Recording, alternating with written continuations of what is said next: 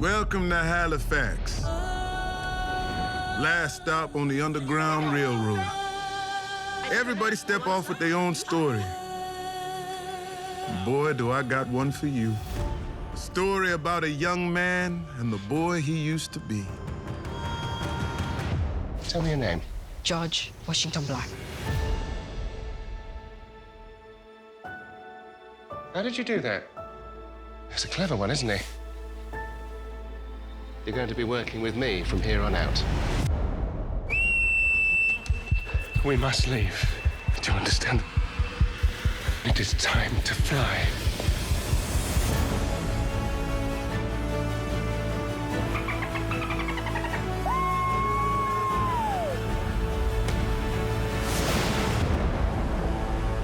Big fella come in on the ferry looking for a black man. George Washington Black. We're both dreamers. Can't we dream up a different world? I've been passing as a white woman. Your marriage to McGee is vital to our survival. That young woman would burn down the world to find you. Death can't frighten us. He ain't gonna leave till the job is done. You are the job.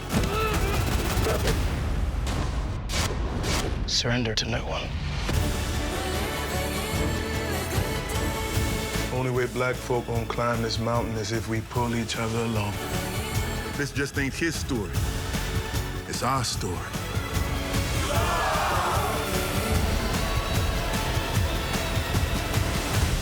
I'm going to change the world. And that's what you're gonna do.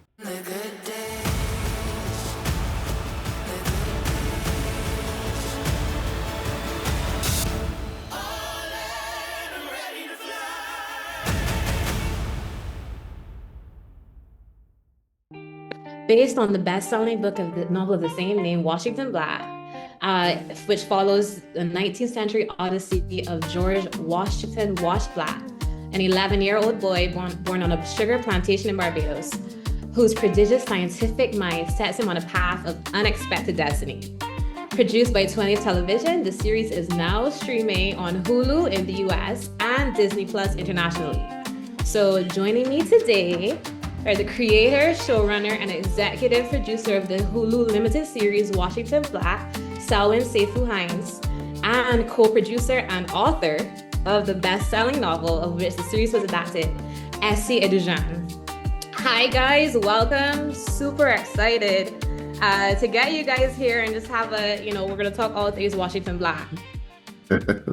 Hi, nice to be here. Okay.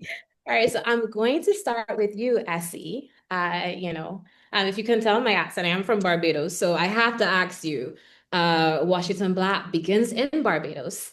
It's a place with an especially layered and complex history. What drew you to start his journey there specifically? Yeah, it was kind of a circuitous thing for me as a creator to start the journey there. The source material for Washington Black was actually the Tichborne claimant affair, which was a series of trials that took place in the 1860s, going all the way into the 1890s in England, centering around,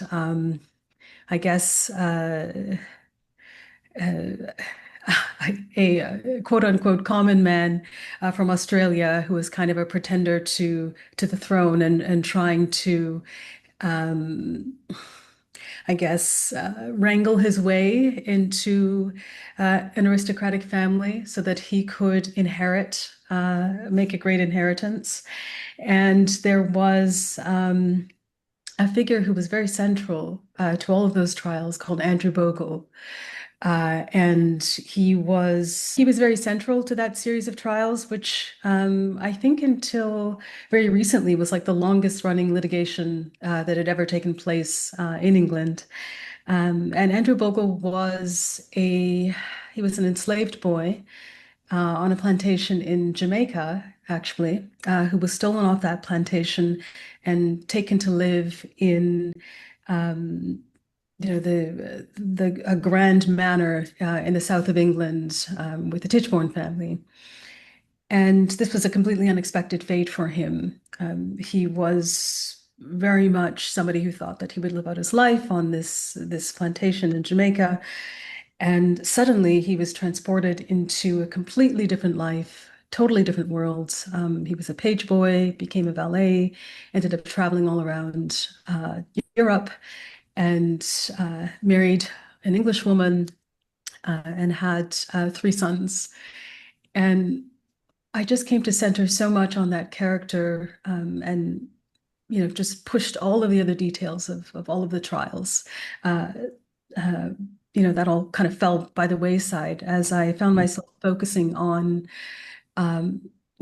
this kind of psychological break. What would that have looked like to go from one idea of what your life could be, and what you were made for, what your limitations were, what it was that you could hope to achieve within that lifetime, and then to be wrenched out of that and then placed into a world that you could never have conceived of when you were a boy on that plantation. And that was something that came to feel like, I was just so fascinated by that. And this is a very roundabout answer to your question. I love it. Why Barbados? I love it.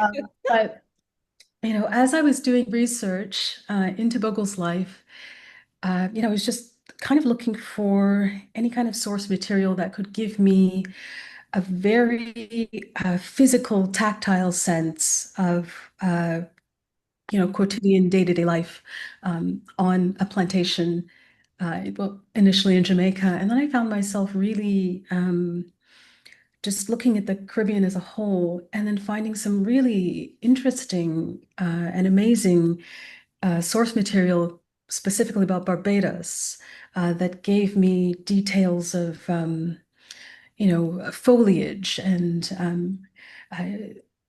what the light would have looked like slanting through the trees at a certain hour. You're reading diaries and all of this, and to be able to kind of see in a very detailed way how slavery manifested itself on a specific plantation, in Barbados at I really came to focus on Barbados, and was very interested in learning about the history of slavery and what that looked like in Barbados. Yeah, no, it makes sense because obviously a lot of slavery, the plantation slavery economy that was rolled out across the Americas did begin in Barbados. So it does make sense that you would be able to find such rich source material. Selwyn, Hello. clearly, I'd love Good. to hear more about what about this novel resonated with you so deeply that made you feel like, yes, absolutely, I need to adapt this for the screen. People need to see this story. Good morning. Well, first of all, it is, and when I read it, it was the most beautiful thing I'd read in years. Esi is an extraordinarily lyrical writer, has this way of conveying image. And for what I do for the cinema, images are everything, and image and emotion. So I was captured first and foremost by the sheer emotional and technical quality of the novel. Then on a personal level, I'm from the Caribbean. Surprise, surprise. I am actually from Guyana. But incidentally, on both sides of my family, paternal and maternal, once you get past grandmother, both sides are so it felt very personal in terms of that. It also felt very personal because I had my own like journey. All circumstances far different, but I left Guyana at 14 to move to the United States, and then once here, sort of kept moving from New York, from Brooklyn to Long Island to Miami, to Princeton for university, to joining the U.S. Army. All of this sort of upheaval happened between 14 and 19. So Wash's journey towards agency towards finding himself just felt really personal and felt really familiar. And then I guess just, as a Caribbean artist, as a Caribbean a screenwriter, it's just amazing to potentially find a story that could center our culture and center who we were as part of a larger Black diasporic tale. So I think for all those reasons, it was impossible to pass this book up. Thank you. I have to tell you, Selwyn, my grandfather was actually from Guyana, so we're probably cousins. We go back and forth, right? I love that. Yes. So, Essie, so something that really struck me about Washington Black was how much historical detail you were able to fit in the novel. And, just also hearing the detailed kind of research you did. I would love to know if there was any one particular event that really inspired this journey, and what was the research? We talked a little bit about it before, but I'd love to hear a little bit more about like what your research was like, because it was such a rich, not only in Barbados, but we went all around the world and everywhere felt so tangible. So I just love to hear more about your process. Yeah, I mean, for me, every novel is a very organic project. It always begins with about a year's worth of research, and that's me purely just reading various historical texts, documents, diaries, there's so many old documents that have been scanned and uploaded to the internet. So just doing like a lot of deep dives there. But I think so many of the features of the novel that we think of as being kind of central or integral to the story actually were things that, I came to quite a bit late in the process. I would say I'd written maybe 7 or 8 drafts before I discovered that Washington was an artist, which seems crazy because that's so central to his character. And in fact, in many ways, it's the thing that saves him. So, but I just remember my husband, he's just completely, like a polymath. He's just interested in everything. And I remember him coming in with this massive book of natural history drawings. It's like one of those old Taschen books. And I remember just, going through it and pouring through the pages and just the kind of strangeness of these drawings and just the feelings they evoked. And I felt like I was completely transported, to another time. And I just realized in that moment that, okay, this is what is central to Washington. This is who he is. To have this kind of communion with the natural world that he gets to have. When he's first taken under Titch's wing, that's this miraculous thing to him because he's spent his entire life living with this, this sort of richness of the beautiful landscape around him, but he's never really been able to pause and appreciate the beauty of it. And so this is something, once he's able to do that it just completely, feeds him and enriches him. And he recognizes that he has, a very deep relationship to the land and also the unique ability to reproduce it in drawings. And, and then this extends to his scientific endeavors. And, he recognizes that, wow, like I really am somebody who has gifts. I'm somebody whose life is worth something. And that was extremely important to me to convey. And that was something that came purely through research.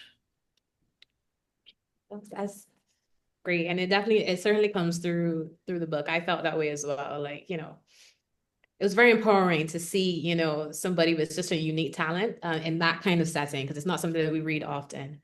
Um, Mhm. so I recently actually attended a fireside chat with Ava DuVernay, and she touched on adapting novels for the screen and mentioned how important it is to balance being true to the source material while also giving, the director the freedom to transform the story. So to both of you, I would love to know what the adaptation process was like. How closely did you work together to bring this series to life? Who wants to go first? Esi, you want to go first? Well, you know, I feel like should I go first or should you go Sure. They can reverse it if they want in the edit. It's fine. You go Yeah, I first. It's mean, I good. feel like this was a process where Selwyn and the rest of the team were so gracious in, um, well, first of all, I have to start, and I mean, you've heard Selwyn speak already, so you know, but Selwyn is just so brilliant, Brilliant. at like your reading of the novel just felt so on point and so rich. You brought so much to your analysis of the text, and I really felt like you understood the book on a very profound level. And so, I felt, okay, of course, I can't not, work with Selwyn and Sterling and the team at Hulu and Disney, just because their sense of the material felt very, very, very true and very apt. And so there was that. But I remember someone, I think you invited me into the writer's room one Mm. day, and so I was able to meet the team of writers and also sharing earlier drafts of your work. And I think I remember making comments on kind of earlier drafts. I don't know that Mhm. that you wanted those, but you graciously accepted them, and so I think after that point, I felt very much like this was, this is Selwyn's baby, and this is his project, and this is his art, and it's not for me to, to be intrusive on his creative process. In so many ways, I think an adaptation, um, film and TV adaptations they're translations of the source material, but they're also their own works of art. And, I don't necessarily think it's for the writer of the novel to be sort of imposing their will or their point of view on, or their, not so much point of view, but to kind of try and uh, insert themselves into the process of filmmaking. I think that's a mistake. It's a completely different medium, and it has completely different demands. And I just trusted Selwyn and his team uh, to do an adaptation that would be true to the spirit of the book, but maybe it wasn't going to, hit every single note exactly the way that Mhm. I was writing the text. Well, that beautiful answer is why I said you should go first. But I think more importantly, it's indicative of kind of creative partner that Essie has been in the process. She is absolutely right. They are very different mediums with very different creative requirements. And I thought the first task that was incumbent upon me when we first met in all our initial conversations was just to say, can you trust me with your baby? Right? Can you trust me to take her to school and we'll bring her back at the end of the school day, but can you trust me to do that? Because I think that the thing more than do you collaborate and any sort of layered sort of nuances about that, it really is about trust. Because the trust makes the author, Essie, feel good about this process, but it also empowers me as the adapter to follow the story that we're creating, that we're adapting, that we're changing to wherever it will naturally lead. So, in terms of the specifics, I felt early on it was my job. I mean, sure, our early conversations did, I think, show us that that equation of trust was there. But I wanted to keep Essie involved, right? I didn't want us to be a great slam the door, see you later, see you at the premiere, right? So whether it was the writer's room or sending drafts or much later once we got into production, having Essie come to set, which I'd actually love to hear Essie tell you guys about just but this what it felt like to see the stuff, right? See these physical things that we created. I have done lots of adaptations. This experience with Essie is by far the best. She's awesome. Not just because she's brilliant, but because the two of us really just got to a kind of creative mutual respect and trust as artists that is really important. Yeah. Oh, that's beautifully said, Selwyn. And it was so surreal to come to set. I went to set in Mexico, and I believe I arrived on the day that you were about to crash the cloud cutter into Yeah, into the ship. Yeah. but I remember kind of, just rounding the corner and going, I don't know if it's a soundstage or just this great ship, in the middle of like the Mexican desert or something, and just being astonished that all of these things that I had created in my mind, like the cloud cutter, and then I think there was the ship that Titch is building at the end of the show, Mhm. which you guys had given a name to, but I don't think is named in the novel. No. These great constructions were just sort of sitting out, and I remember going around with Giles, who was a production designer, and he was showing me all of the things that he had put together, and saying he had Mm. a team who was sourcing uh, different clocks and things that were very true to the era, and bringing them in and constructing all of these kind of steampunk sort of machines from the era. And it was really weird, like really incredible to see just everything physically manifested that I had sort of dreamed up. I felt really honored and overwhelmed and completely delighted. Um, and yeah, it was one of those experiences of a lifetime that you never expect that you're going to have, and then you have it, and you know that this is probably something, that's a once in a lifetime thing. And I was just delighted. And I think I spent several hours with you, Selwyn, just kind of shadowing you as you were directing. I was really struck by just how long it takes to film even a single scene. Wow, like it was like 5 hours for a single scene. And this was, I mean, just your grace and your skill and your patience and all of this. To watch you on set was really an experience. Like it was Oh just, man. yeah, yeah, Wow. Thank you. Mutual Admiration Society. We can do this all day, clearly. Clearly, and perfect segue, because I actually wanted to ask a little bit more about, Selwyn. It is Yes. an incredibly complex story. The novel is a very complex book. Mm. How did you manage to strike the balance between historical authenticity and then the show's more, expansive, fantastical vision? I mean, obviously, the book itself is fantastical and expansive in and of itself, but Sure. for television, I see we took it up a notch.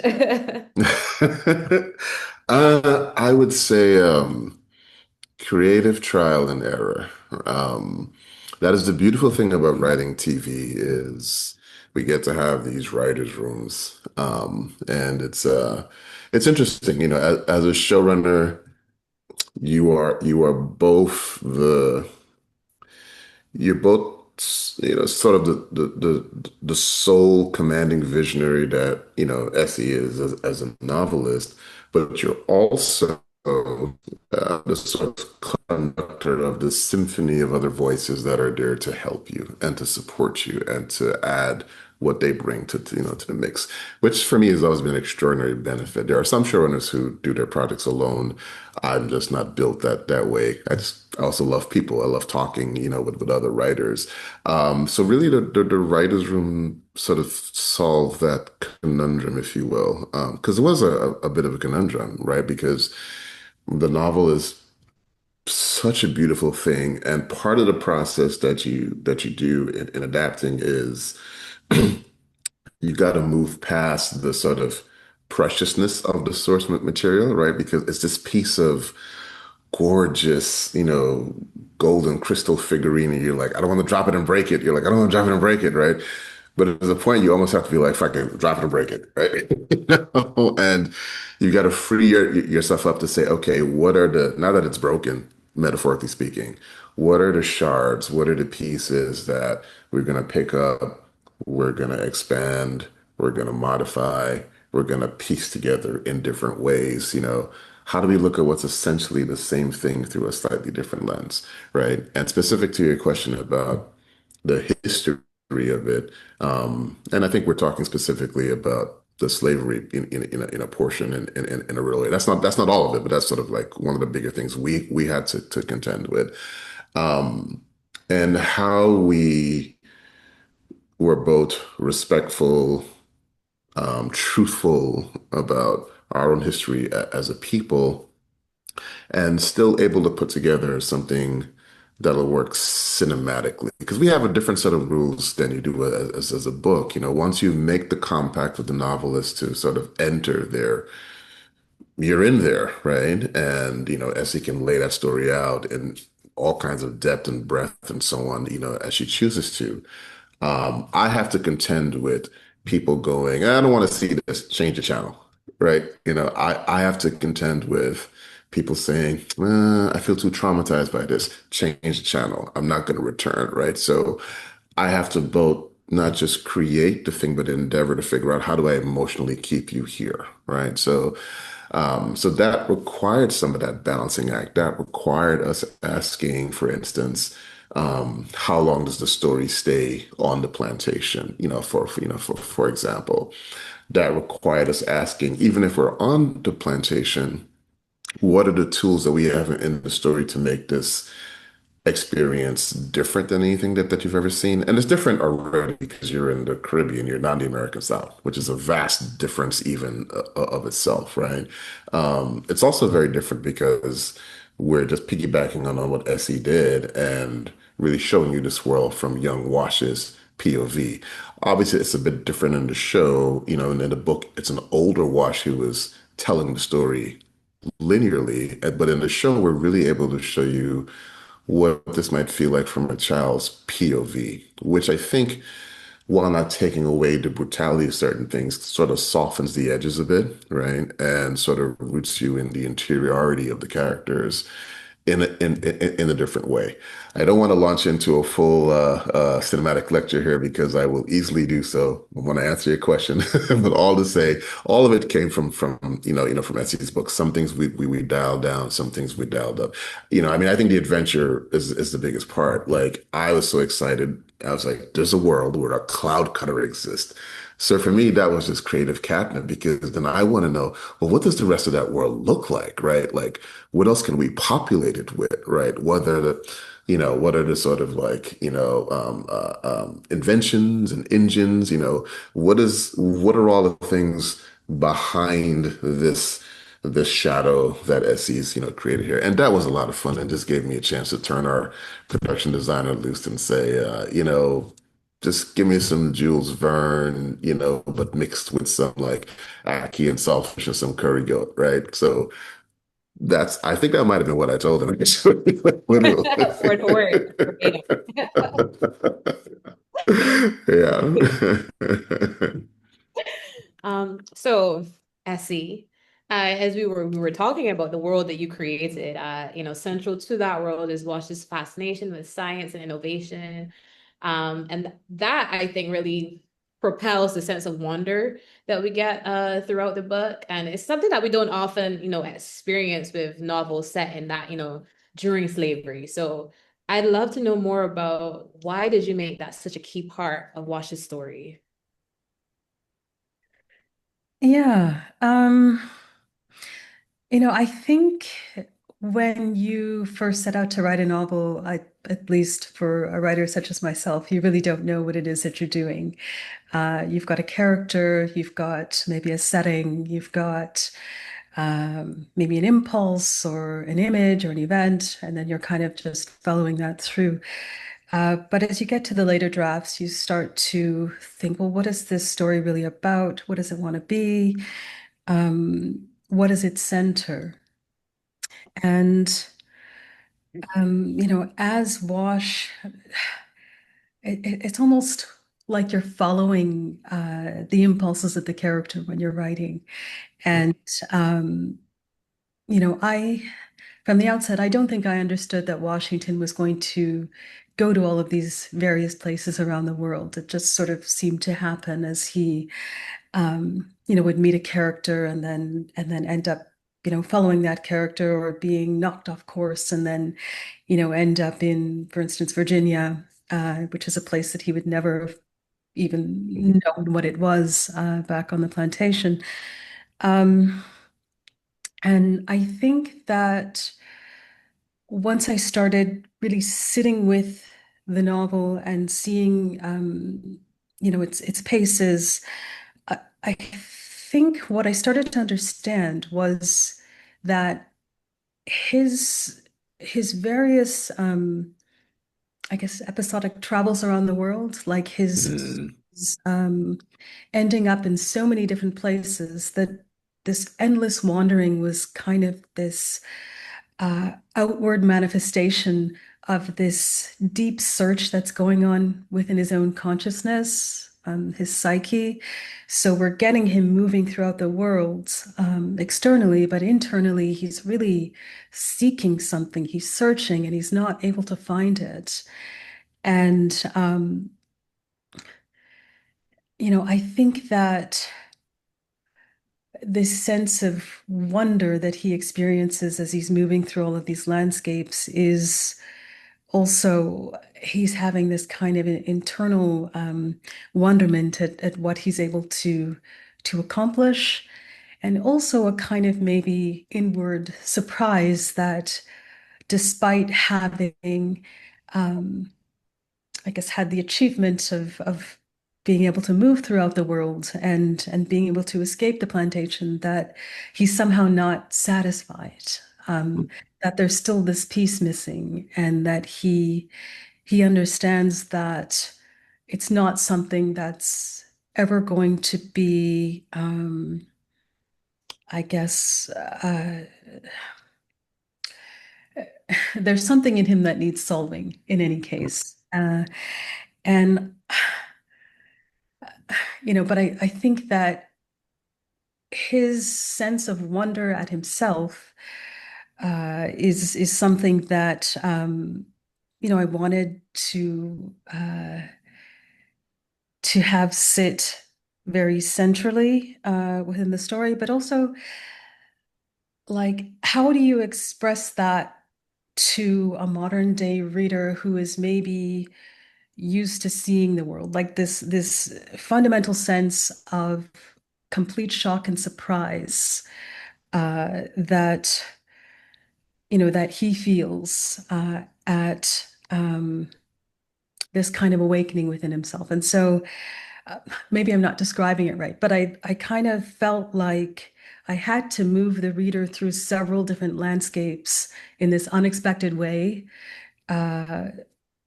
in order to kind of reflect this grander sense of wonderment that Washington is experiencing within his own psyche, if that makes sense.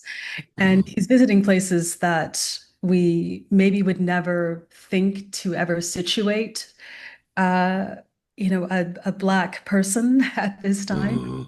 This Mhm. in and of itself is something that is really creates a sense of strangeness and wonder. But I felt it was important to make, I guess, to work within the bounds of possibility, uh, Mhm. even though taken all of together collectively, it feels very fantastical.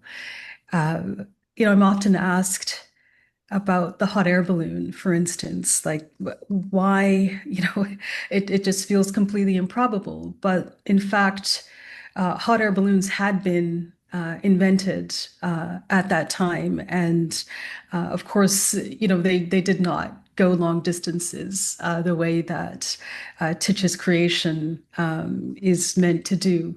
But that this was a technology that was very much in existence at the time. And so I really wanted to maybe stretch the bounds of what was possible, but also to not completely make the novel like a work of fantasy. So there's nothing that is completely outlandish, but we're very much pushed to the limits of the possible. Amazing. Beautiful. And in a similar vein, Selwyn, when it came to translating the source material for television, were there any aspects of Wash's journey from the novel that you felt were particularly important to highlight for a screen audience that you said, no, these elements need to be depicted for sure? Yeah, I mean, Essie gave me an incredible gift. It might have gave Disney a headache because I was like, "We're going around the world," you know. But that was an incredible gift, for me as a writer. So I'm completely with her there. The global nature of the journey, the sort of idea of going around the world to end up finding yourself, I thought was just one of those like evergreen thematic, ideas that has a kind of universal appeal to it. So that was something that I obviously latched into. Um, I think the thing that I mentioned this before, but the idea of seeing the world through a young boy's eyes. 'Cause you notice the way we structured the series, Older Wash gets his sort of worldwide thing towards the end of the series, and most of the early journeying is through Younger Wash, deliberately so, right? Because that's why the timelines are structured that way. Because there's just something that feels different about, because as the audience, you are always, or the lead character are always your eyes into the show. And it's an amazing sort of psychological effect when those eyes belong to a child, right? So you are experiencing the wonder of seeing dolphins as you are sailing over the Caribbean Sea and the terror of crashing into a pirate ship, or what it feels like that moment alone when this person who you have a complicated relationship with, but is your mentor and protector figure, gets taken away by pirates, and it's you alone in the middle of a deck on a storm. And then surprisingly, that environment then gives you a different lens on what it feels like to be free, right? So all of that is about what it felt like to sort of capture this journey through young Wash's eyes. So that was extremely important. And I think the last thing that I'll mention, just in terms of things to highlight, let's talk about older Wash for a second. And a couple things that, for adult Wash that was key was this idea of the ambition of him. There's a point in the show later on where he has this epiphany that he's always known in some way, but where he's able to look at Goff in the eyes and says, I don't need you, I don't need Titch, I don't need so outright. Like, I don't need these sort of like figures Love of the that part right system, there. right? Oh, yeah, he and as a stand-in for we are brilliant all on our own, right? And sort of that was a really important aspect to capture. And then I think the last thing that um in terms of what is in the book that we were like, oh, we got to pull this out because I can't let this go, is he's just a different kind of hero, right? I can't tell you So when you create a show, at least when I do, I never watch the whole episodes. I'll go like, I'm gonna watch this scene. I'm gonna watch that scene, right? Because it's like too weird to watch the whole thing, but there's scenes that you just have to watch. And I always go back and I watch the scene in the pilot where Washington and meet on the beach. And he says, here's this thing I've been working on, here's this invention, and he's so excited about it. And he's so sort of like earnestly nerdy but cool about it.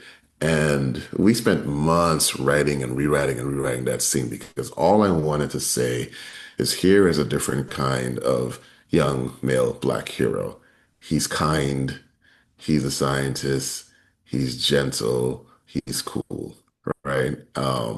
He's not running around selling drugs or shooting guns or you know what I mean? Like he's just a different kind of hero and hopefully figure for young boys and girls to look up to.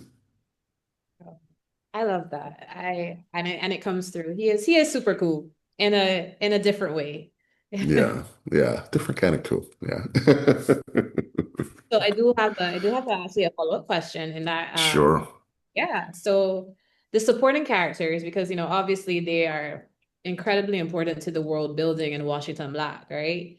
And there were certain creative decisions that took the show in a different direction to the novel. So for instance, the expansion of Medwin's character, Tana has a little bit more of a backstory, and then we have those new characters like Barrington and Miss Angie, both of whom I loved, by the way, obviously. Hmm hmm And then we have like the real life historical figures like Nat Turner. So I would just love to hear more about what drew you to those characters, and how do you feel like those decisions kind of added to the overall story that you were trying to tell? Sure. So one of the texts that we talked a lot about in the writer's room early on, and it's not a precise mapping with the show, but it was instructive, was the Canterbury Tales, right? Which as a English college nerd, I'm a big fan of, right? But the aspect of the Canterbury Tales that is this episodic quest of a journey, right? So we really envisioned this idea of Wash almost like a billiard ball, right? And he's like ricocheting off of people, off of emotion, off of events, and their trajectory changes, and his trajectory, changes. So the decisions about characters to broaden or characters to invent were all sort of driven by what organically makes sense for this Canterbury Tales meets billiard ball journey that this character is going through, right? And I can be specific with a couple examples. So Please do. the the decision with Medwin made sense, not because he actually had to be dragged kicking and screaming, not because it was like, let's find something for Sterling to do. Sterling never intended to be in the show. Like he was just gonna be producer on the show, right?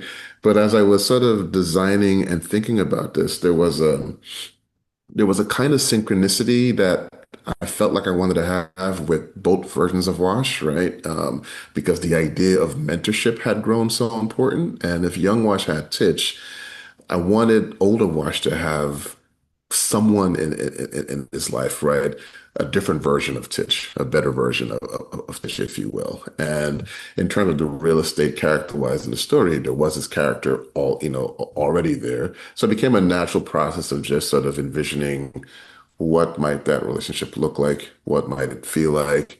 I really wanted to see uh, just beautiful mentor, platonic love relationship between two black men on screen, which I don't think we have enough of. So once I drew the character out, then I went and pitched Sterling. I was like, hey, so I'm gonna put you in the show. He's like, what? I was like, yeah, this character.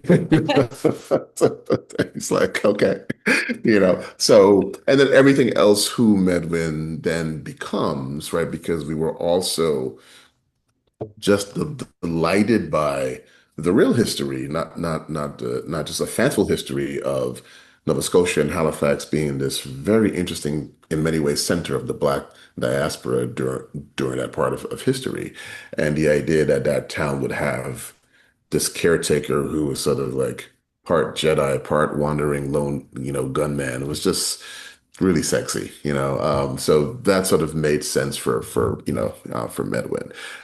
In terms of the West Indian characters that you cite, this is a good example of there's a thing in the source material that's wonderful, and you begin to think about how it could adjust and fit with what you're trying to do as a storyteller. So there's always a great ship with a great crew and so on and so forth. But I wanted to Caribbeanify the show as much as I could, right? I can tell. I can tell. And in ways both subtle and small. And it just felt, but even more than that, as a throwaway line, I was fascinated throughout, in the whole show by this idea of resistance and the many forms of resistance and the many forms of sort of interrogating the colonial project, if you will.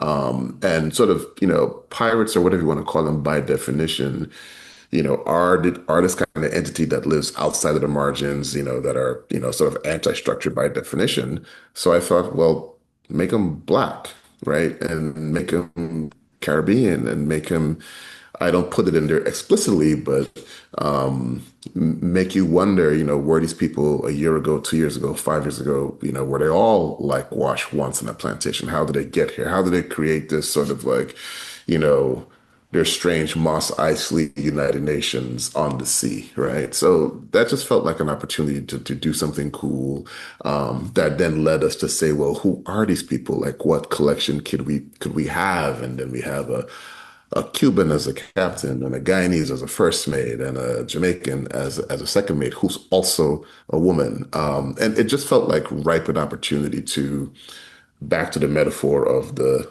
billiard ball, of creating a set of characters that our lead Wash has never encountered in his life, right?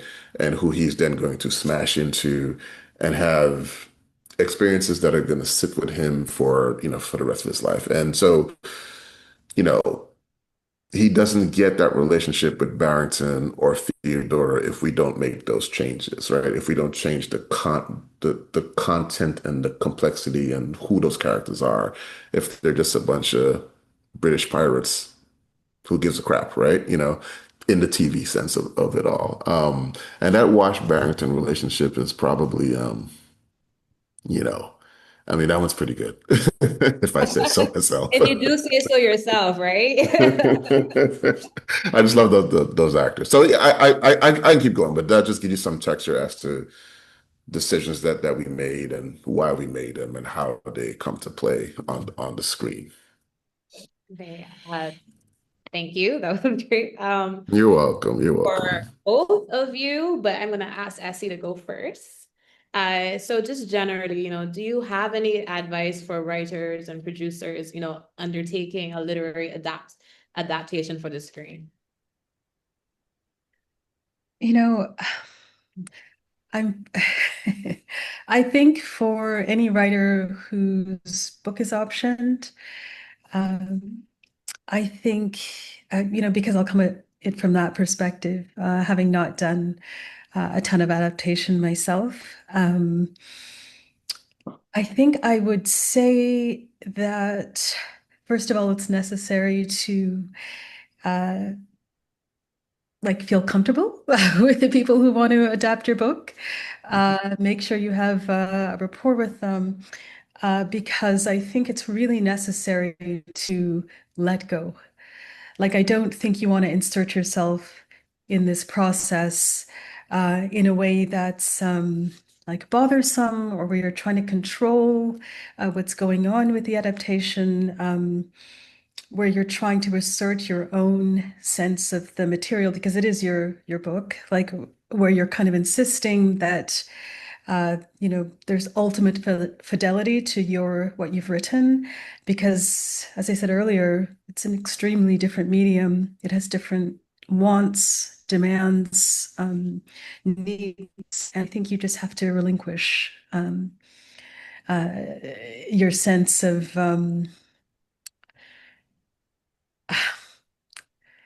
not ownership so much as I think you have to understand that what's being made is a kind of translation, and that it's not going to be, completely faithfully, to the scene, rendering of what you've written, and then just sit back and watch it happen. That would be my advice: is not to try and be too controlling over it, because it's a different process. Thank you. And Selwyn, you're up. Well, I mean, tough to follow that. She's always tough to follow in any regard. But I guess if I'm jumping the fence and coming to the people like me on the Right. TV and the film side, it's to restate, I think, what I've said earlier. It's so important to have a great rapport with the author.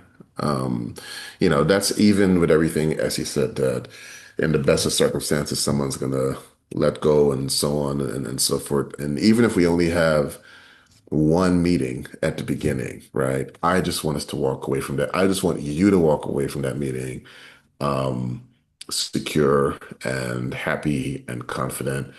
And I'm sure you're still gonna have a bunch of anxieties, right? You're still gonna have like, oh, okay, are they gonna are they gonna cut her sandwich the right way and take the corners off and add milk to the tea? Like you're gonna have those anxieties, but it's a lot like I do think it's a lot like for those of us who are parents, it's a lot like that first day of school, right? Like I my daughter's 24 and I remember that like it was yesterday. I remember taking this 5-year old and being like, bye. you know um and I think that what gives you confidence to do that as a parent is the same thing in this. It's trust in the other person, right? It is trust in what they have said they plan to do with your child, how well they will take care of it. So I think that the onus is on people who do what I do, to make those representations and to be truthful about them, because people can also sense when you're full of crap, right?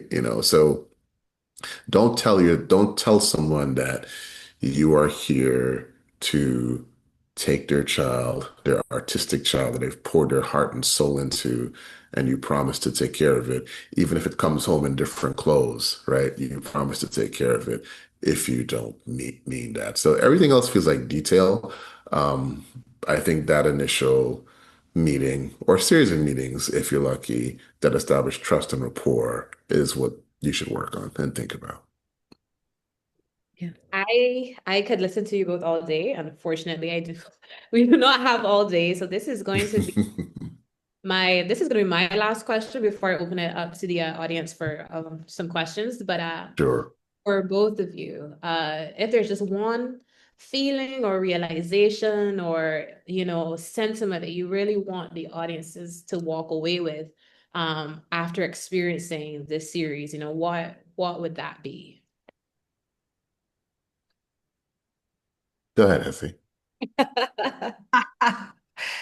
Um, I mean, it's hard to say maybe one single takeaway. I will take two if you Yeah. She said, "Too." I don't know. I Hmm. mean,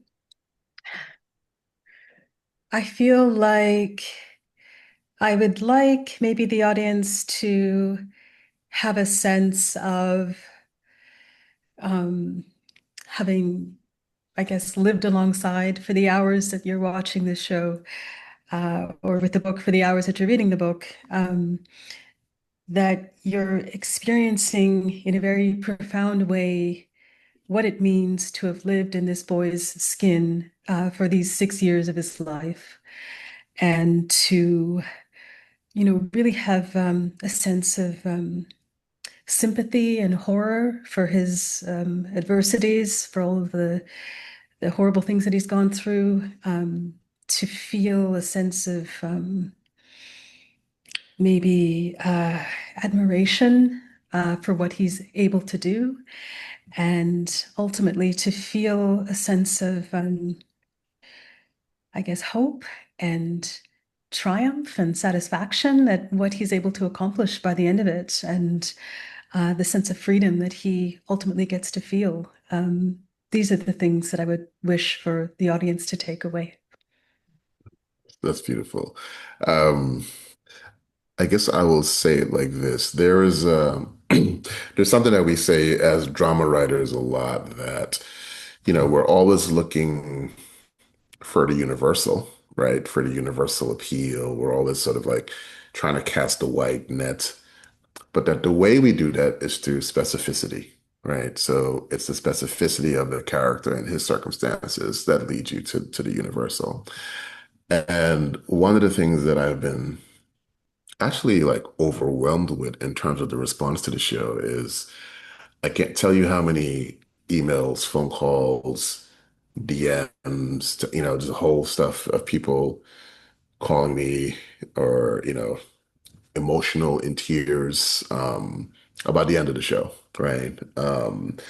About him sort of coming full circle and at peace with his mother's spirit, and him coming full circle, him as in Wash, in terms of achieving what has been both the plot story goal, but the metaphorical goal as well, in terms of finding his wings and flying, right? And so for me, that's been my universal idea is that we all have dreams, we all have ambitions, we all have something that rests on that horizon that seems so very, very far away.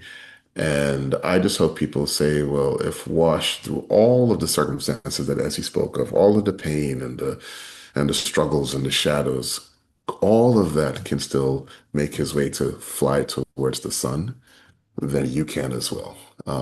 Or at least you can endeavor to. So that's what I hope people take. And that was beautiful. I do have one question. This is Eileen Bagbo. She is from the New Black Film Collective. This is Uh, based in the UK. Hi, Eileen. She wants to know, she says, I love the fact that the story is primarily set in the Caribbean, Africa, and in Canada. It's a mm, refreshing point of view and also learned a lot because of that. I'm interested in the one scene in Virginia. Why was that important to write into the story? And I guess those are kind of two separate questions because obviously we have the novel and we have the series. So I will let you decide how you're going to divvy up that response. mm. I'm not being unfair, but I really think this should be Essie first because Okay, Ashley. it was her decision. Yeah, She, that's fair. I just added on to it, but she. Okay. So, Yeah, I mean, like what are the chances that this young boy from I thought this was, so fascinating. And, as he leaves the boat, in Norfolk and he's kind of making his way towards, or he leaves the boat in Port and is making his way towards Norfolk. And he looks out and he sees these kind of flashes in the fields and this kind of crop that he's never seen before. And it's cotton. And he sees people working the fields and he feels instantly this sense of like a kind of recognition and a kind of horror and a kind of guilt almost that he is in fact in the process of escaping his fate as a field worker, and he sees this, and it's like he's seeing his own fate in a different form, and it was, I guess, maybe it's an opportunity to show, I guess, diasporically, just what was different, what was how things were in the United States. Um, in the Eastern Seaboard versus what he's come from. I lived in Virginia. My partner went to school in Charlottesville at the University of Virginia for a few years. So I spent quite a bit of time there. And I think, yeah, that had been on my mind as something to explore and to write about. And it seemed to make sense, to give a global perspective of of the slave trade. It made sense to have a stop in Norfolk. Mhm. Beautiful. And this is a great example too of how the adaptation process works, because you can take everything Essie just said in thematic sense in terms of how young Wash feels when he gets there, right? The sense of a place that is both foreign and of him at the same time, right? And then my job as a dramatist to say, I want to do all of that. But how can I do all of that thematically in a scene where I have a bunch of people sitting in a room talking? I want to do exactly that in a scene. So I said, well, what if he meets Nat Turner, right? And what if he meets Nat Turner on the heels of Turner's Rebellion, when he's got a kid with him who is Wash's age, and he is able to connect Turner to this other sort of guy he's just met, Barrington, right? And they're able to have a very quick conversation that is very deep for Wash, that connects Kit with Nat Turner and his spirituality with Christian spirituality, and just essentially brings the tenets and the threads of the diaspora to together. But that process of inventing that scene came from exactly me reading Essie's book and saying, okay, here are all the things that this moment is doing thematically, and so here's what I want to achieve, a completely different way to get to the same point. So that example is like literally how we did the whole show. And if we could just one more question. Okay, so we have a question from Benjamin Harry. Benjamin Henry. It's from the Barbados Film Mhm. and TV Association. Episode 7 of Washington Black references Juve, which carries a deep spiritual and cultural resonance across the Caribbean. In adapting the story for screen, how did you think about weaving these kinds of spiritual symbolic motifs? Specifically, were you aiming for them to serve mainly as cultural texture in the background or as central narrative devices that help Washington and the audience make sense of his journey towards agency and belonging within a larger Black diasporic story? So It's a great question. it's a great question. Let me answer it quickly. The easy and short answer is both, and more. It's if we've been successful at what we've done, things are existing in multiple layers, right? So yes, you have things that are subtle texture that are still signals to the audience, like when Angie gives Wash bacon salt fish for breakfast, right? Or early in the show. That's a subtle signal that means something specific. The titling of episode 7, Juve Morning, is a little deeper. But it's also there if you know it. If you don't, you don't. But as we know, Juve is that moment, right? Night is coming to an end and dawn's about to be here and the sun's about to rise, right? So metaphorically, that is what that episode is, right? Older Wash has survived his encounter with Willard. That is his dark of night. And everything, forward, even though there will be many challenges to come, at least for the character in that episode, feels like the dawn, feels like light is here. Same thing for young Wash. We see his story, his trials culminate in episode 7 as well, when he's rescued from possibly freezing to death in the snow, after his separation from Titch, and all that representing his sort of like dark moment of the night. So for both of our Wash characters, what we hope as an audience lies beyond them is the possibility of the dawn, the possibility of the day. And that is precisely what Juve means. And again, it's a deeper significance if you are of the culture like us and you understand that. If you don't, hopefully you go look it up and maybe you'll come to a realization. But it's all intentional. None of it is by accident. Uh, Thank you. That's everything from us today. So thank you, Esi and Selwyn, for bringing us into the world of Washington Black. This story, Yay. it reminds us that across the Caribbean, North America, Africa, the entire diaspora, really that, we are all very much connected. And, so too, when it Yes. comes to freedom and creativity and possibility. So on behalf of the Caribbean Heritage Organization, thank you for your time, your insights, and of course, being a source of inspiration, I would say, for everyone. Just to remind everyone, Washington Black is currently streaming on Hulu in the US and Disney Plus internationally. Thank you, and hopefully we can chat again. Thank you. Thank you. Zahra. Anytime. Wonderful. Thank you, Zahra.